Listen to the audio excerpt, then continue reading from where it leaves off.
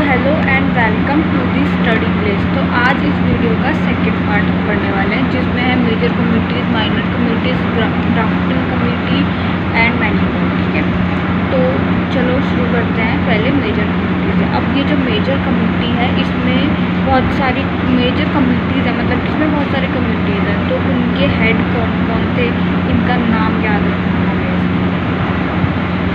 तो इसकी कुछ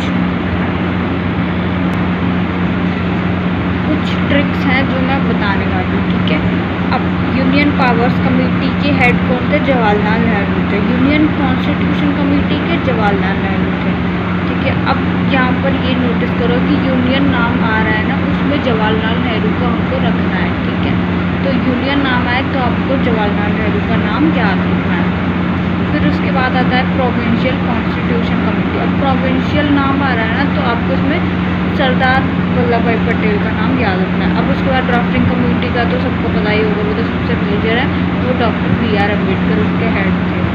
ठीक है, advisory committee on fundamental rights, minorities, tribal and excluded area, इनके है सरदार पटेल।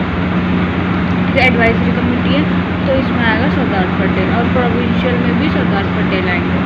और फंडामेंटल राइट्स सब कमेटी है उसकी J.B. कृपलानी है, और माइनॉरिटीज़ सब कमेटी के H.C. मुखर्जी हैं। North east frontier tribal areas के गोपीनाथ। ठीक है, अब है रूल्स ऑफ प्रोसीजर कमेटीज़ के डॉक्टर राजेंद्र प्रसाद है। स्टेट्स कमेटी के जवाहरलाल नेहरू है। स्टीयरिंग कमेटी के डॉक्टर राजेंद्र प्रसाद है। अब देखो, यूनियन आएगा तो जवाहरलाल नेहरू नाम आएगा, और स्टेट्स कमेटी आएगा उसमें भी जवाहरलाल नेहरू, तो इनको तो हमको पक्का से ध्यान रखना है। ठीक है, अब हम आते हैं माइनर कमेटीज़ के ऊपर। फाइनेंस एंड स्टाफ कमेटी के doctor Rajendra Prasad. Ad hoc committee on national flag doctor Rajendra Prasad. Committee on functions of constituent assembly G.V. मवलंकर। अब ये क्यों है? क्योंकि यहाँ पे कॉन्स्टिट्यूएंट असेंबली नाम आ गया ना, तो यहाँ पे वो क्या थे? स्पीकर थे। Ad hoc committee on supreme court के हैं ये, मतलब कि इसमें बस ये याद रखना है कि नॉट एन असेंबली मेंबर की, ये भी क्वेश्चन बन सकता है कि ये जो सारे हेड थे वो सारे असेंबली के मेंबर्स थे या फिर बाहर के भी थे। ठीक है, आउटसाइड के भी थे, तो इसमें हम बोलेंगे कि हाँ असेंबली मेंबर नहीं है, जो असेंबली मेंबर नहीं है वो भी इसके हेड रहे थे। ठीक है, अब लिंग्विस्टिक प्रोविंसेस कमीशन के एस केदार है, वो भी नॉट एन असेंबली मेंबर है। Special committee on examine the draft constitution, इसके जवाहरलाल नेहरू है, तो आपको ये सारे नाम याद करने हैं।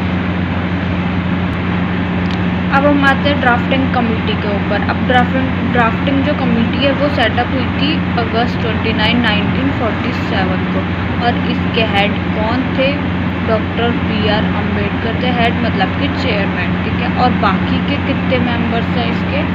बाकी के 6 है शायद से, तो हम एक एक करके पढ़ते हैं। N Gopal Swami Ayyangar, Alladi Krishna Swami Ayyangar, doctor K.M. Munshi, Syed Mohammad Sadulla.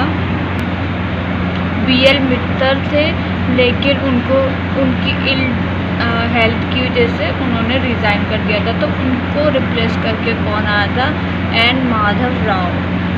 फिर उसके बाद D.P. खेतान थे। ठीक है, इनको भी रिप्लेस कर दिया था क्योंकि 1948 में इनकी डेथ हो गई थी, तो T.T. कृष्णमचारी ने इनको रिप्लेस किया था। तो टोटल 7 हो जाते हैं, लेकिन टोटल 7 कैसे होंगे? चेयरमैन को मिलाकर होंगे। तो अगर मैं पूछता है कि मेंबर्स कितने थे, तो 6 + 1 थे। ठीक है, 6 मेंबर्स हैं और एक चेयरमैन है डॉक्टर B.R. अम्बेडकर। अब हमारा कॉन्स्टिट्यूशन इनैक्ट हो जाता है और अडॉप्ट होता है 26 नवंबर 1949 को। अब इसमें एक प्रीएम्बल होता है उस टाइम पर, और 395 आर्टिकल्स होते हैं, 8 शेड्यूल्स होते हैं। B.R. जो अम्बेडकर हैं उनको क्या बोलते हैं? Chief architect of the constitution of India, और मॉडर्न मॉन्यूल नाम से भी उनको जाना जाता है, और फादर ऑफ द कॉन्स्टिट्यूशन भी बोला जाता है। तो ये छोटे मोटे एग्जाम जो होते हैं उनमें ये MCQ बन जाते हैं छोटे छोटे। अब इनेक्ट होने के बाद अब एनफोर्स हो जाता है कॉन्स्टिट्यूशन। अब एनफोर्स होने के बाद सिटीजनशिप होता है हमारे कॉन्स्टिट्यूशन में, इलेक्शंस होते हैं, प्रोविजनल पार्लियामेंट होती है, टेम्पररी एंड ट्रांजिशनल प्रोविजंस होते हैं एंड शॉर्ट टाइटल होते हैं।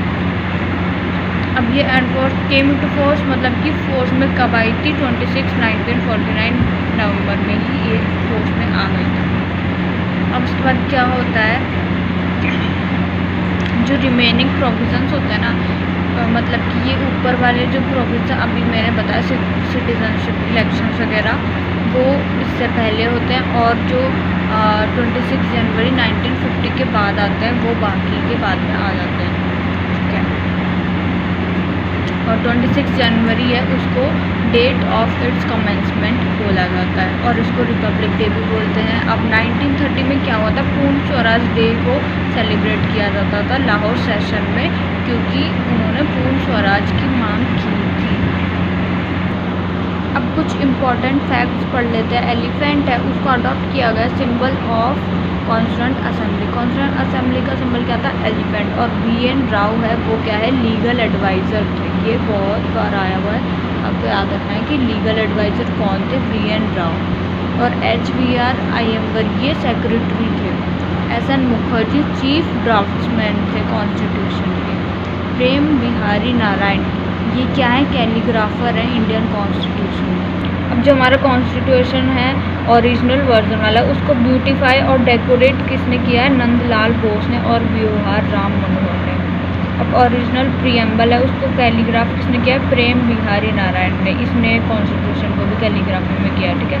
और ये जो हिंदी वर्जन है ना कैलीग्राफी का, वो वसंत कृष्ण वैद्या ने किया है और डेकोरेट किया है नंदलाल बोस ने। तो ये चैप्टर हमारा यहाँ पे ख़त्म होता है। अब मिलते हैं नेक्स्ट वीडियो में।